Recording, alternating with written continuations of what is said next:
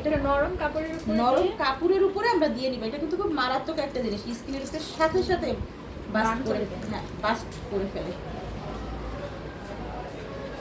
তো আমরা যেটা করব, এইভাবে একটু বরফ তুলি।